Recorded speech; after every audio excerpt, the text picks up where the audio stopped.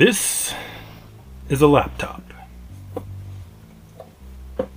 It's an old Asus Republic of Gamers laptop. I've had this for about 6-7 years. It did that thing that these things like to do when it got old enough. Yeah, thermal paste dried out, so it started overheating. And I mean like overheating. You turn it on, you go to type in your password, hit enter, turns off. Just like the strings have been cut.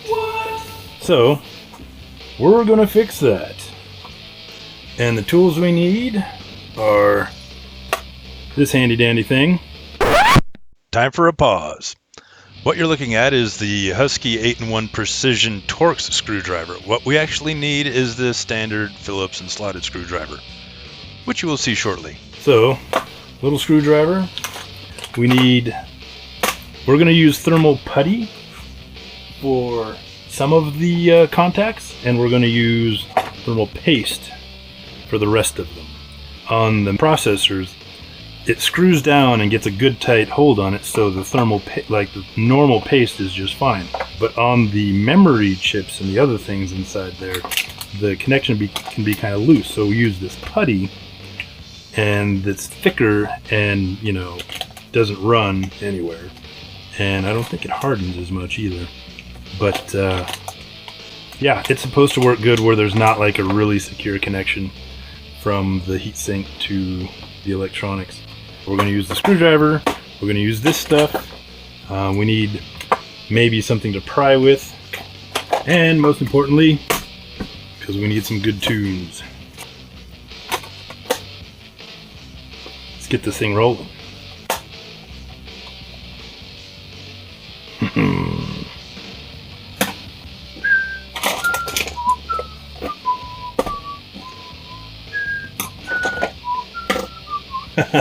I grabbed the wrong screwdriver. This uses Phillips. I like this one better anyway. It's an older one. It doesn't have all that rubber crap on it.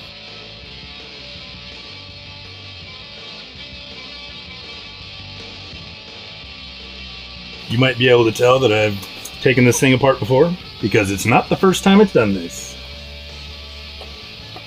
I'll confess, the last time I did it, I only had the paste to use, and I didn't have enough of it, so I put it on really thin in some spots, and that's why it didn't last very long.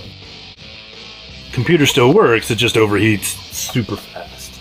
I wasn't exaggerating when I said that as soon as you turn it on and log in, it just conks right out. It's absolutely how it happens. Let's pop that drive out anyway, just to be on the safe side.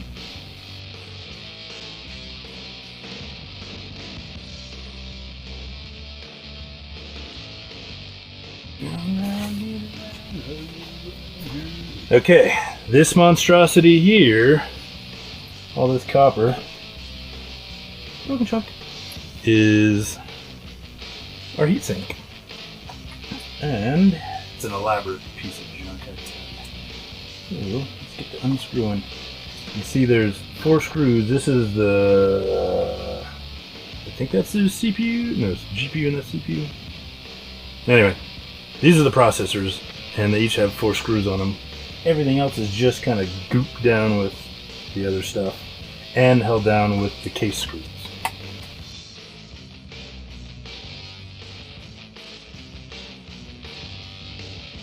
What? You're a mechanic and you're cracking open a laptop? What the crap? Yes, that is true. I was a mechanic and now I am cracking open a laptop. But at the same time, not at the same time. Years before I was a mechanic, I was a computer geek, professional computer geek. I was actually certified on repairing the old Macintosh 500 series laptops. Some of you might remember those, most of you won't. Ah, got some on me. That's okay, because our next tool, I usually use 90% alcohol, because 90% alcohol is awesome and it cleans everything. These Top Care guys wanted to show off and be all 91% like that because they're just super fancy. Anyway, the alcohol, you need to use that to get all this stuff off. And you can see, if you look real close, where it got real thin right here. Yeah, I started running out, so I tried to scrape it over and be all nice and whatever with it. But I mean, it does look like I got pretty decent contact on the things that had plenty of goop on them. So anyway, we're going to put the normal putty on these, or the paste on these, the Noctua paste, this stuff. And we're going to put the heavy duty putty on these guys and these guys. I would be tempted to put the putty on everything, but the putty is way more expensive. Okay, so these were like 14 bucks each for a pack of 1 tube. And the putty was, I can't remember, but it was more. It was like twice as much. Just gonna get that crap off my thumb. And then get a nice new piece of fancy specialized lint-free paper towel.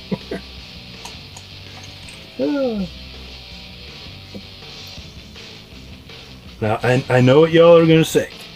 No, you must use lint-free cloth at all times when touching the inside of a computer. And you're absolutely right. Except, it's computers aren't nearly as delicate as people like to pretend they are.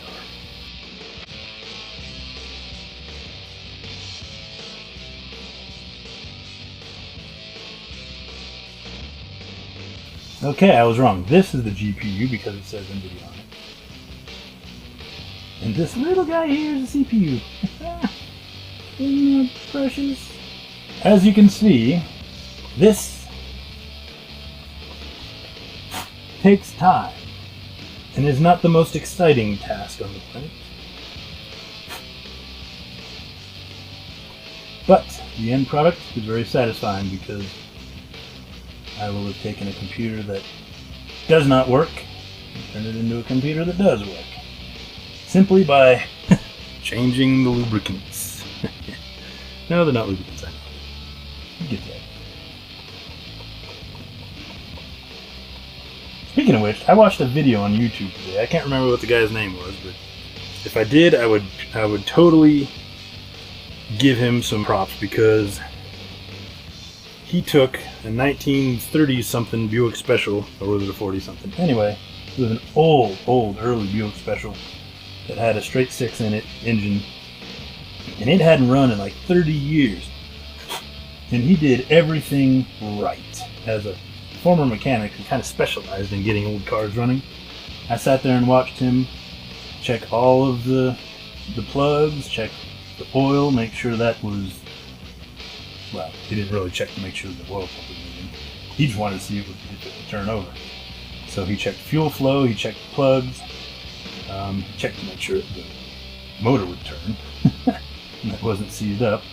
And then he got that car running in one crank, like started right up. It was awesome. I have seen very few YouTubers who actually know how to do a first start on either a new or a revived engine. And this guy, whose name I'm going to try and track down, maybe post it on the video, did it absolutely right.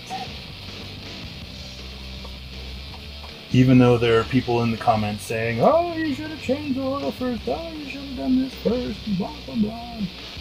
That just opens up other cans of worms that you really only want to deal with after you've verified that the engine will run at all. Okay. So, that's not perfect, but good enough to move on to the next step, which is cleaning this guy. More of the same. We could be a little less gentle with this. In this part, I actually realized I was attacking this thing totally wrong. I was sitting there trying to wipe the stuff off with alcohol when I really should have scraped off the bulk and then just wiped off the thin residue that was left over. Gosh. Heatsink putty is like oil from a car. You just get it on you and then it gets everywhere. Let's rewind back to where I was talking about the need for the putty versus sorry, the paste versus the putty. You can see the reason we need the different stuff is these things here are not held very securely at all. And so that's why we need the thicker putty to coat these. There's going to be gaps. There's almost nothing you can do about it. There's going to be gaps. And especially since copper absorbs heat really well, it's going to be expanding and contracting and all that stuff just almost constantly. Well, yeah, basically constantly. And since this stuff doesn't dry out as readily as this stuff does, it'll be better for it because then it can warp and change shape to accommodate the expansion and contraction and the raising and lowering of these surfaces here and here. Okay, let's bring the laptop back. Recognize this? Okay, so I recommend brushing away from the computer so you have less mess to deal with in there.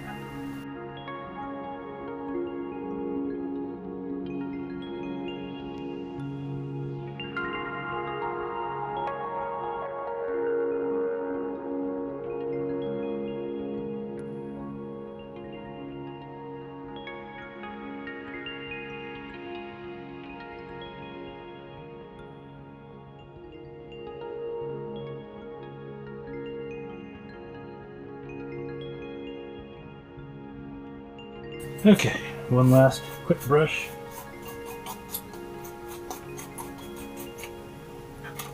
And one last quick wipe with a fresh piece of paper towel. On the processors, because those are the most important ones. Just to make sure they are free of residue. We'll get the lint off after I know that they are residue free.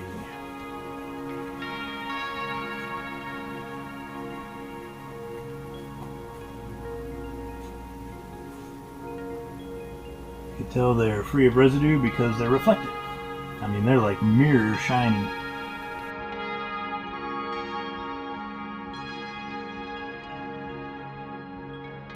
I think we're good.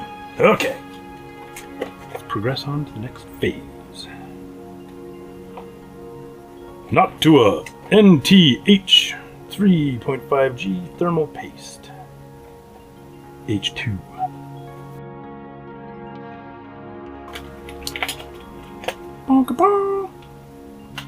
Okay, I'm not going to just put it on here because I can't really see clearly where these chips lie on these contact surfaces.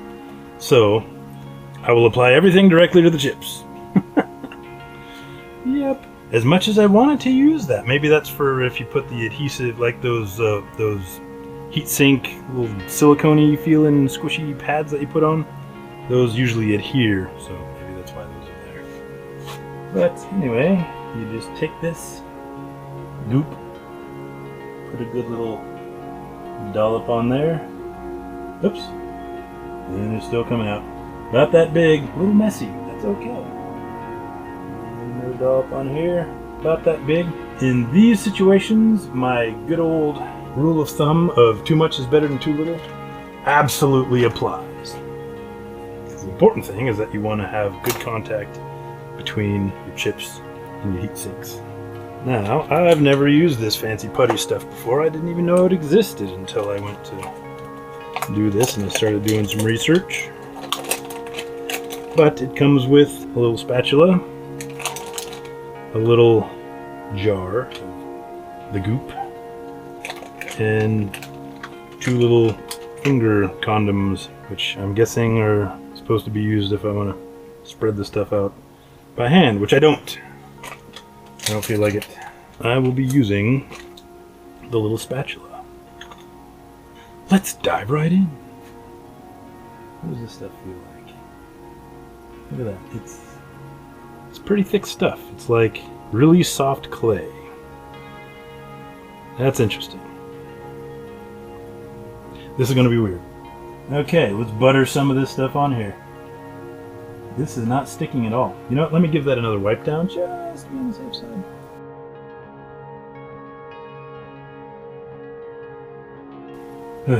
If I can't get this crap to work, then I might just bite the bullet and go back to the paste.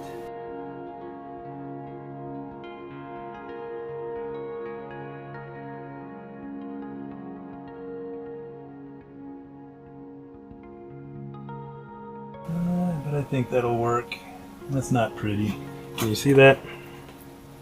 Transparency. Look at my nasty spackling job on there. That's not very pretty at all. But I think it'll work.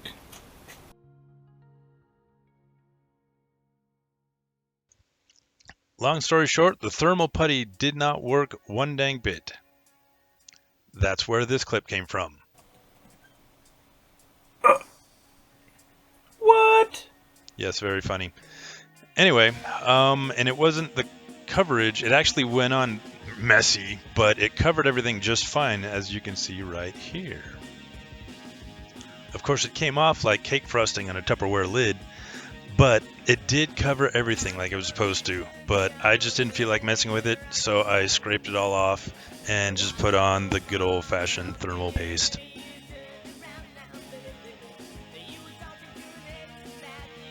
Now, it looks like I'm rushing through this. I cut out a lot of the video here because it was just so much of the same. And it actually took so much longer getting that pink crap off than it did getting the original putty out. And I had to use the brush and all that kind of stuff. But I just clipped a bunch of that out.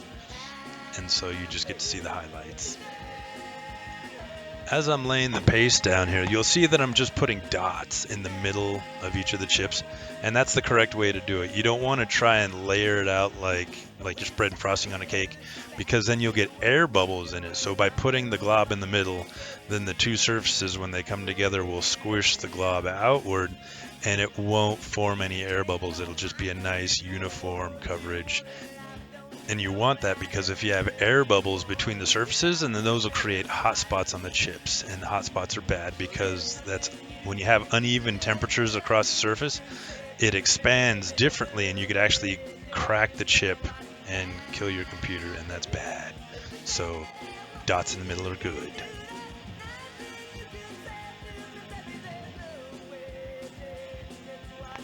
It's hard to see in the video, but those white metal colored tabs actually have numbers stamped into them, because it's just like putting on a wheel on your car. You want to tighten the screws down in a certain order so that they lay down nice and evenly.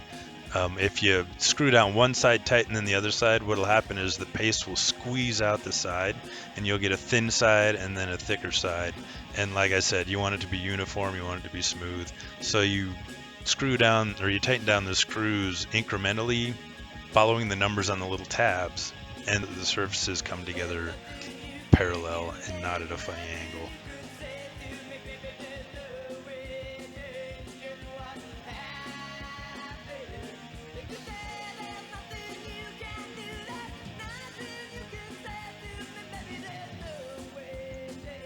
Okay, so I've slapped the lid back on. I put one screw in to make sure the hard drive doesn't fall out, and turn it on just to give it a quick test.